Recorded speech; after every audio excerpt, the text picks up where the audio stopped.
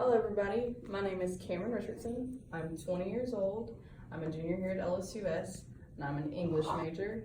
I want to use my English major to go to law school.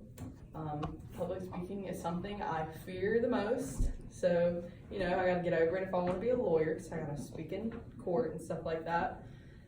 Also, I am born and raised here in Shreveport, Louisiana. I'm not gonna say I like it the most, but it's my city, it's where I'm from. I want to go to Texas to study law. Mostly, I really want to live in Dallas, Texas. Dallas, I just love it. Yes, Dallas is amazing.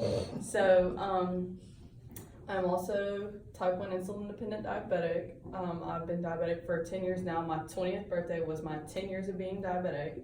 I was diagnosed, like I said, when I was 10 years old, and I went to ICU for a week. But before I went to ICU, I slept for 3 days straight, and my mother thought I was just getting over a common cold because I was just having the common cold symptoms like coughing, puking. She just thought, whatever, I'll just let her sleep it off and let her get over it. Sometimes you just need to sleep off sicknesses. And she finally took me to my pediatrician on the 3rd day because she knew something was wrong. And my pediatrician pulled my mother outside and said, "Do you have any diabetes that run in your family?" And I have absolutely none from my great-grandparents, my grandparents, my parents, nobody, no cousins, no brothers, sisters. So my mother said, "No, why?" And she said, "Well, your daughter's type 1 insulin dependent diabetic."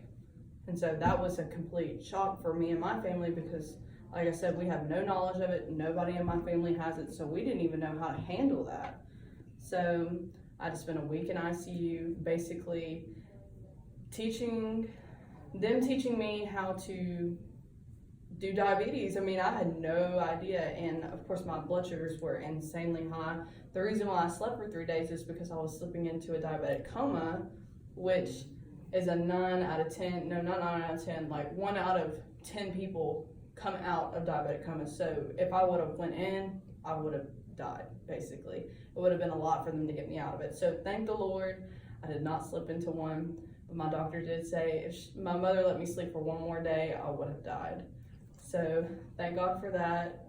So now, back then I used to be really sad about talking about my diabetes because it was something I wasn't happy about. And when I was so young, I just always asked, why me? Why is this happening to me?